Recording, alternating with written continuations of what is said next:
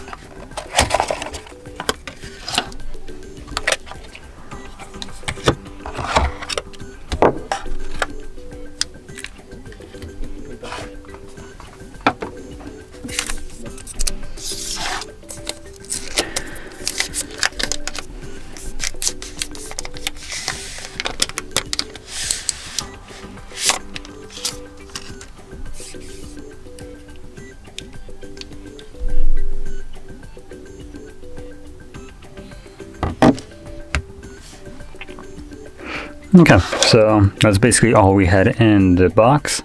As you can see, all the accessories right over here. We get some headphones, which are just a normal jack, which we do actually have a headphone jack right here on the phone. We do have the charging brick, and that is a 44-watt charger, which you can see right over here. It's a decent charger. And we got a charging cable, type A to type C. A case, and that's about it. Now when it comes down to the phone itself, this right here screen is a 6.58 inch display. There we go. It's a 1080p by 2408 pixels. The 08 just kind of seems weird. This is an IPS LCD display, so nothing really special, with a typical brightness of 460 nits. So it won't be anything like super bright of a display, so keep that in mind.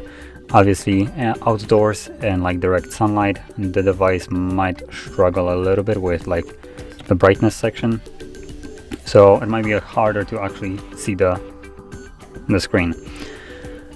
Anyway, apart from the display, which just what I would classify as mediocre, we have a 50 megapixel camera at the back as a main shooter, and we also have a 2 megapixel macro and 2 megapixel depth sensor. So technically we only have one camera. The two other ones are just sticker cameras, which shouldn't be accounted for anything valuable. It's basically manufacturers' way of thinking that their customers are absolute effing morons and just including two cameras that you can't really utilize. The depth sensor is used by, for instance, modes like portrait, usually, not always. Sometimes I encounter that it doesn't use it at all. And because of that, if you're taking a portrait modes usually try to fake the bokeh effect, so like the blur background kind of thing. And it uses that 2 megapixel depth camera to define, well, obviously the depth, but because it's only at 2 megapixels, usually it ends up looking absolutely garbage, where for instance, like if you look at around the head area, you have like massively weird blur to the point that it kind of looks like a just a radius where it just is in focus, and then outside of the focus it looks absolutely horrible. Now we can quickly capture a photo right here, though this fake plant right here probably won't be the best subject, just because it doesn't have any kind of like things like, for instance, hair wood, just weird strands and stuff like that. But could probably still get a look at how it performs.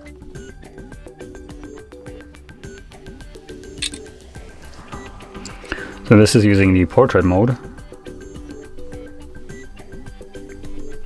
And apart from it just looking really weird in terms of colors, and I don't know why, but it just looks weird all around. like the texture around here is a little bit different. It almost looks like it's oil painting instead of looking like this. So that's a little bit weird. I do see a little bit of like weird blur around here, although this could be the plant and like the perspective. So other than that, it looks okay. I mean, to be fair, nothing really looks okay in this kind of photo. So before I go any further, just kind of ragging on some of the things right here and maybe praising, I'll mention that this phone comes at over 300 euros, and at that price range it's not a budget phone anymore, it's more of a mid-range, and this camera doesn't even come close to like good mid-range phones that come at this price range. So yeah, the portrait right here was absolutely horrendous. Let's just look at the normal photo mode.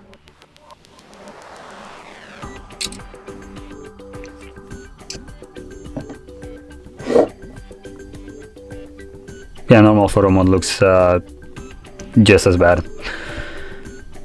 Hopefully this will look a little bit better in maybe a differently lit environment outside, but then we're basically looking at like brightly lit outside environment, which is what I would consider a optimal case scenario, and at that point any camera can do good. So yeah, at this point, I don't know, this camera is a little bit underwhelming for the price.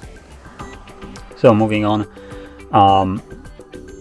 another thing here is the front camera, which is a 16 megapixel sensor, shoots at 1080p 30 frames. The back ones can also shoot at 1080p 30 frames, so you don't even get the 60 frames, nor do you get any kind of higher refresh rate on the display at 300 euro range, which I'm pretty sure there are phones that already have like 90 Hz refresh rate at that price range. So again, kind of questionable here. Additionally, we have Dimensity 700.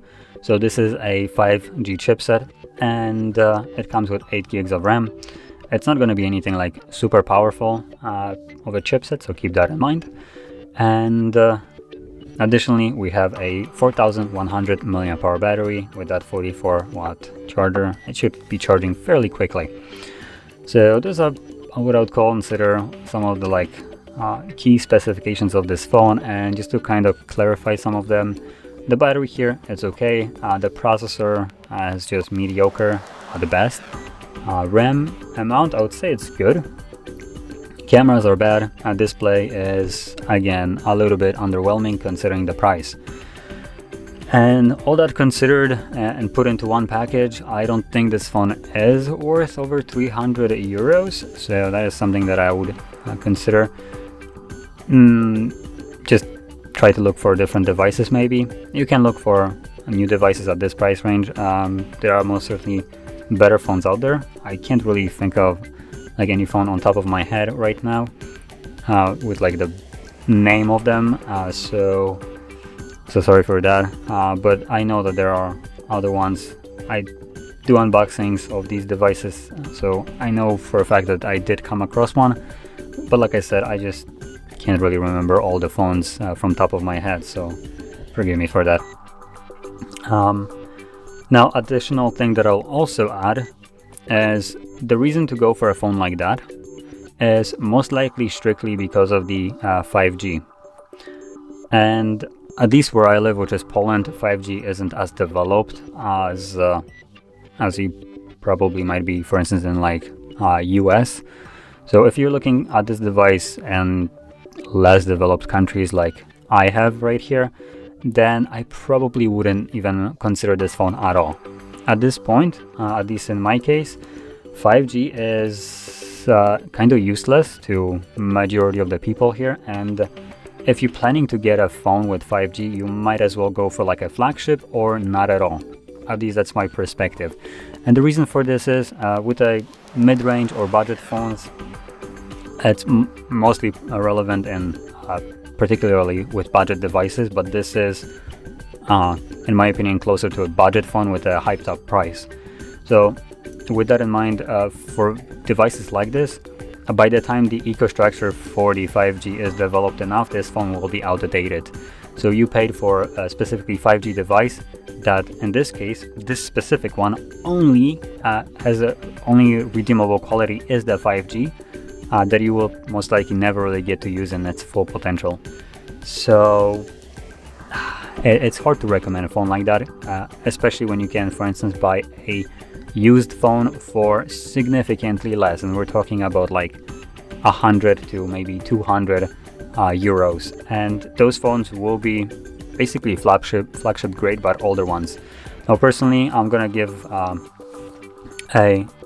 just an example of my phone, which I use, and even though I bought it as a brand new phone back when it was released, this is the Mate 20 Pro. It was a Huawei's flagship. I know Huawei's are dead right now, but the kind of idea still stands for comparing it here. So as an example, Mate 20 Pro and even the P30 Pro, which are basically their two latest flagships that still had the Google services, right now will come at below 250 euros in basically mint condition, where it was, like basically kept in cases and screen protectors and all that stuff. So it's going to be in perfect condition, cost significantly less, have in terms of Huawei specifically, have mind-blowingly better cameras than what you can get here, and in terms of performance, you still will get basically better performance than you get with this offer right here, the Dimensity 700.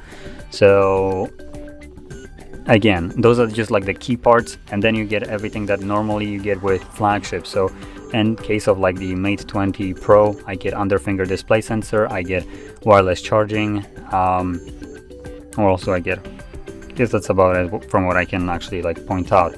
Obviously the entire phone is just significantly better, apart from lacking the 5G connectivity.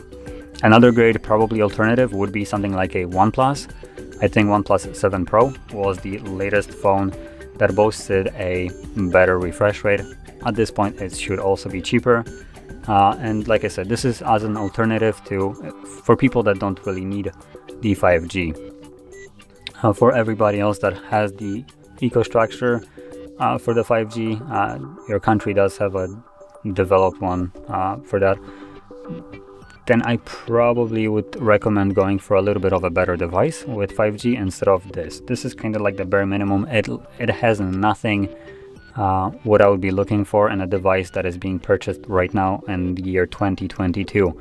It lacks a decent display, lacks high refresh rate, the battery size is okay, the charging is okay, but the processor is just meh.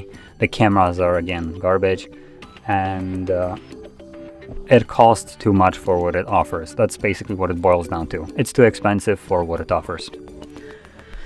So anyway, that being said, if you found this video helpful, don't forget to hit like, subscribe, and thanks for watching.